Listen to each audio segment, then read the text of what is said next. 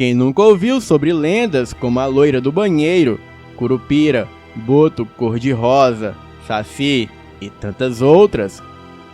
Muitas crianças já tentaram invocar a própria loira do banheiro ao falar o nome dela 3 vezes em frente ao espelho da escola. Mas assim como todo estado brasileiro, você sabia que a Bahia tem as suas próprias lendas urbanas? Inclusive, temos certezas de que uma das histórias você achava que realmente tinha acontecido, mas não era possível. Então, venha comigo e confira as histórias e descubra a verdade sobre as lendas urbanas baianas. 1. Cabeça satânica.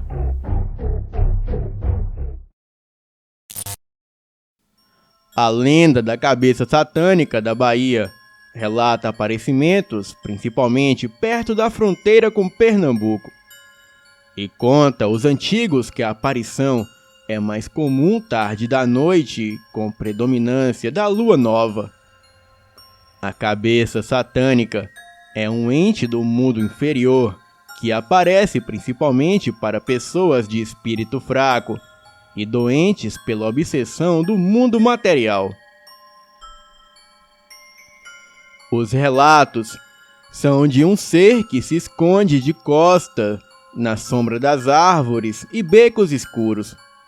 Usa capote preto, tem cabelos e barba comprida, sorriso sarcástico e grandes dentes.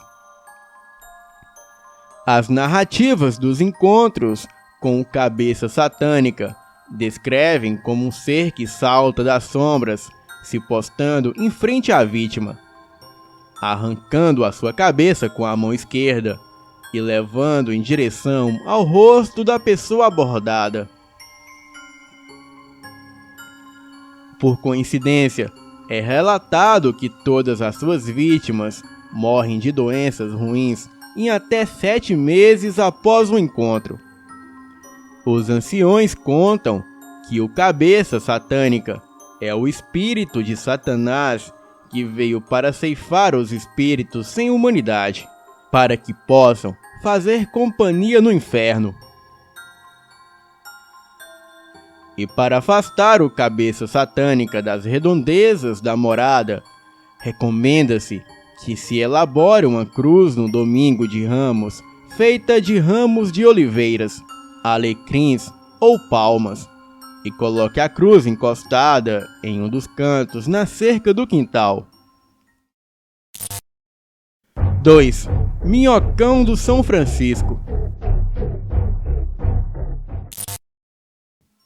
Conta os antigos que a lenda do minhocão nasceu da disputa de filhotes de dourados e matrinchãs por peixes piau. Os piau pediram para os enteais, que moram no fundo do rio São Francisco, para que eles não fossem mais perseguidos pelos 2 predadores. Então, uma sereia com seus poderes criou uma minhoca que, conforme fosse comida, fosse crescendo novamente para poder alimentar os 2 e deixar os piau em paz. E com a pesca predatória, sobraram poucos dourados e matrinchãs, e o minhocão teve poucos predadores e cresceu até ficar gigantesco, passando a incomodar os pescadores e turistas que navegavam no São Francisco. Em dias de vento, o minhocão fica zangado e cria ondas enormes para virar as embarcações. Em dias de chuva, ela desbarranca os leitos do Velho Chico, e em dias de sol, abre imensas grotas por debaixo das casas dos ribeirinhos. 3. Quibungo.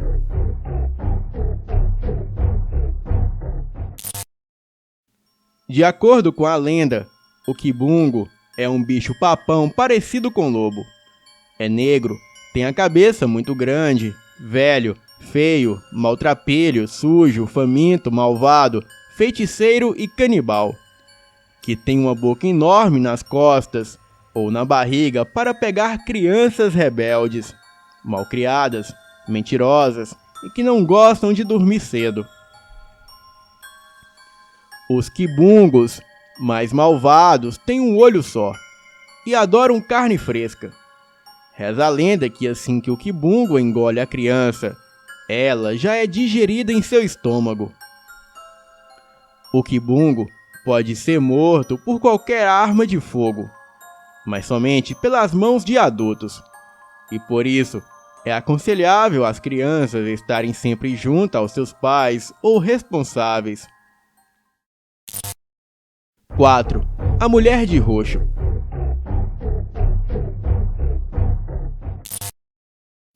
Sempre de roxo, com roupas que lembravam o hábito usado pelas freiras, ela costumava perambular e dormir pela rua Chile e imediações. Teria nascido em 1917 e morrido em 1997 aos 80 anos. Dizem que foi moça instruída, de boa família e que teria enlouquecido por causa de uma grande desilusão amorosa. O final da vida da mulher de roxo foi triste, assim como a sua imagem em vida, marcada pelo abandono de todas as coisas. A história de Florinda Santos, a conhecida mulher de roxo, se transformou numa lenda urbana, uma figura mitológica conhecida por todos da localidade. Andava de um lado para o outro, falava sozinha e sempre pedia dinheiro, tudo com muita educação. Afinal, dizia-se que a mulher de roxo, personagem dos tempos diários do centro da cidade, vinha de boa família. Algumas vezes, a dama desfilou com uma roupa de noiva, com direito a buquê, véu e grinalda. Bem, qual a sua origem, poucos sabem direito. Uns defendem a tese de que havia perdido a fortuna e enlouquecido, e outros dizem que ela teria visto a mãe matar o pai e depois suicidar-se. E terceiros garantem ainda que ela perdera a filha de consideração e a casa na ladeira da montanha numa aposta de jogo. Outros ainda contam que ela enlouqueceu porque teria sido abandonada no altar. A dama de roxo perambulava com as suas vestes roxas, inspiradas nas roupas das suas santas de devoção. Florinda, a mendiga que jurava ser rica, passou a ser a personagem lendária, surgida do nada, em frente à loja Sloper, nos anos 60 do século XX, em Salvador. E quando se enfeitava, com maquiagem forte no rosto e nos lábios, ela usava o espelho retrovisor dos automóveis estacionados.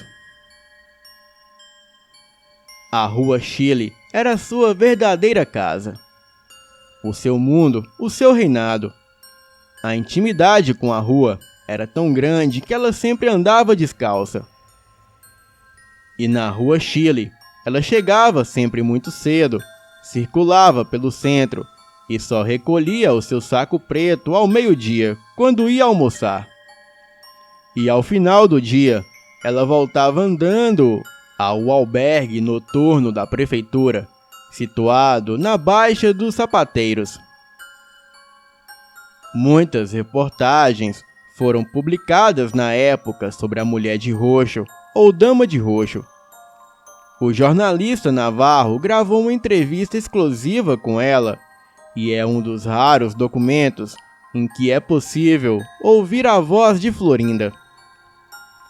Em 1985, o cineasta baiano Robinson Roberto documentou um vídeo em Super 8 em que a mulher de roxo diz morar no albergue há 3 anos e revelar pertencer à família real da rainha princesa.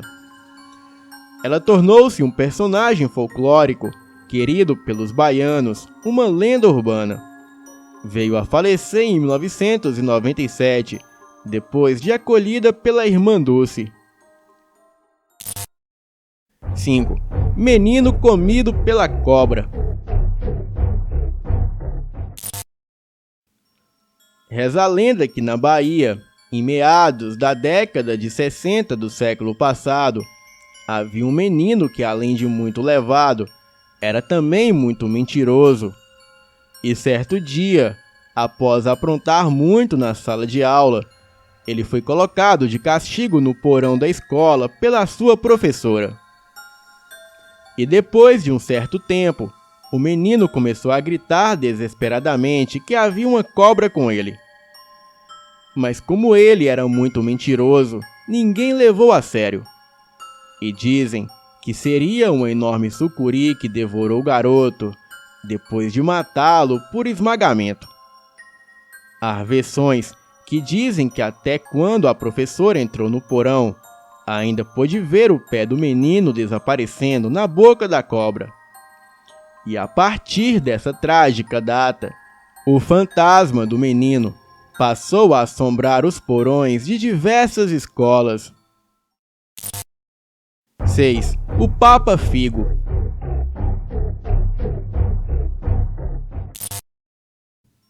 Ao contrário dos outros mitos, o Papa Figo não tem aparência extraordinária e se parece mais com uma pessoa comum. Outras vezes, pode parecer com um velho esquisito e mal vestido que carrega um grande saco às costas. Porém, o Papa Figo é um monstro feiosíssimo. Tem a cara pálida, as orelhas enormes e as unhas compridas. Usa barba até o peito e tem um cheiro de carne podre. Dizem que o monstro Papa Figo anda pelas ruas atrás de crianças mentirosas e desobedientes dos pais. Na verdade, ele mesmo pouco aparece. Manda os seus ajudantes em busca de vítimas. Os ajudantes do Papa Figo, por sua vez, usam de todos os artifícios para atrair as suas vítimas. Todas crianças, é claro.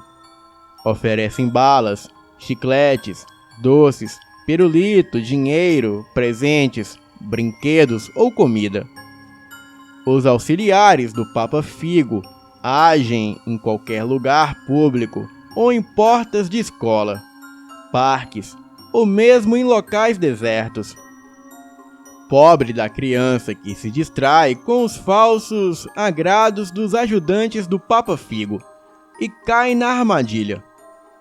Depois de atrair as crianças, estas são levadas para o verdadeiro Papa Figo, um sujeito estranho que sofre de uma doença rara e sem cura. Um sintoma dessa doença seria o crescimento anormal de suas orelhas. E diz a lenda que para aliviar os sintomas dessa terrível doença ou maldição, o Papa Figo precisa se alimentar do fígado de crianças, e assim que retira o fígado, o Papa Figo desaparece com a criança para sempre. E como todo mito, este também tem um fundo de esclarecimento. Nesse caso, é para alertar as crianças sobre os cuidados que devem ter quando pessoas estranhas, ou até mesmo conhecidas, oferecem presentinhos. 7. A Besta Fera.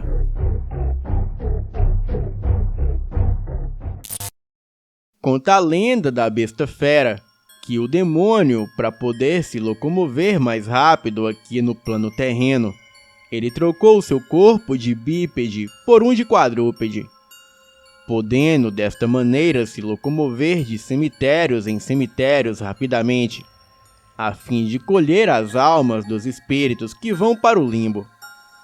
A sua forma lembra um centauro da mitologia grega, mas a sua fisionomia é infinitamente mais assustadora.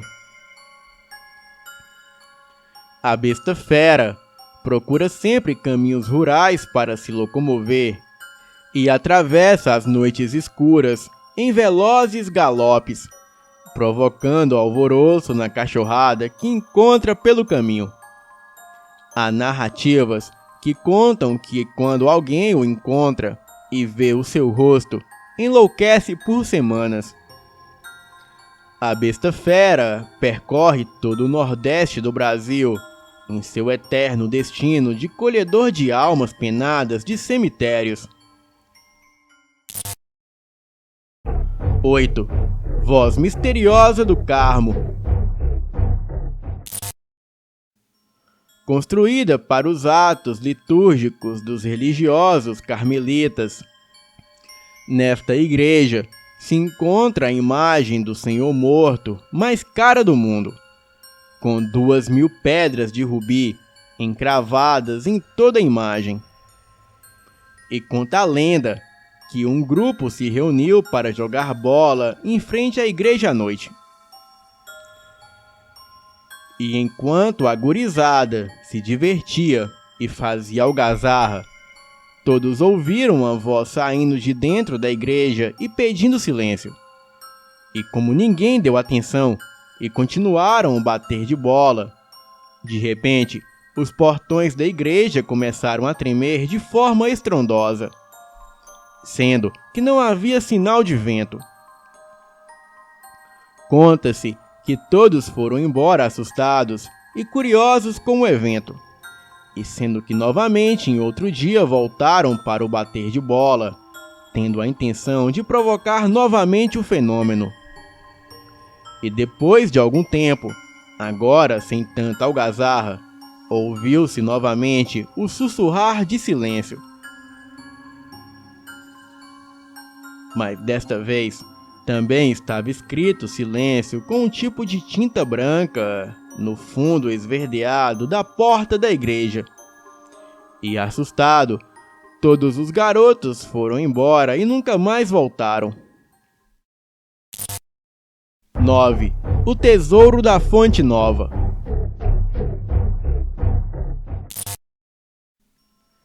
Quem não gosta de lendas que envolvem tesouros perdidos?